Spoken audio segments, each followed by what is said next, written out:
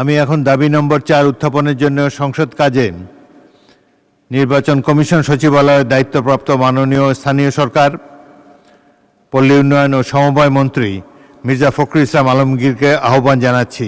এটি হলো দাবি নম্বর 4, নির্বাচন কমিশন সচিবালয়। মাননীয় মন্ত্রী জনাব মির্জা ফখরুল ইসলাম আলমগীর। ধন্যবাদ মাননীয় স্পিকার।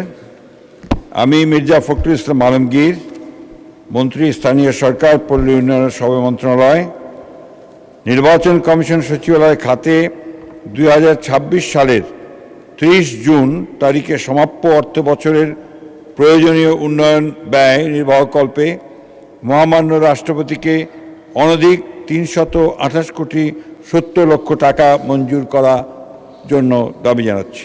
ধন্যবাদ মাননীয় স্পিকার।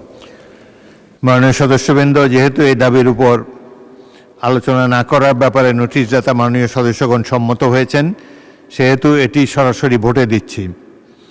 সংসদের সামনে প্রশ্ন হচ্ছে, সংসদ কাজে নির্বাচন কমিশন সচিবালয়ের দায়িত্বপ্রাপ্ত মাননীয় স্থানীয় সরকার, পল্লী উন্নয়ন ও সমবায় মন্ত্রী জনাব মির্জা ফখরুল ইসলাম আলমগীরের প্রস্তাব মতো নির্বাচন কমিশন সচিবালয় খাতে মাননীয় রাষ্ট্রপতিকে অনধিক 328 কোটি 70 লক্ষ টাকা মঞ্জুর করা হোক।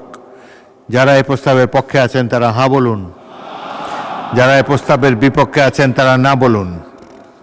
আমার মনে হয় হ্যাঁ জয়যুক্ত হয়েছে, হ্যাঁ জয়যুক্ত হয়েছে, হ্যাঁ জয়যুক্ত হয়েছে। অতএব দাবি নম্বর 4 সংসদে গৃহীত হলো।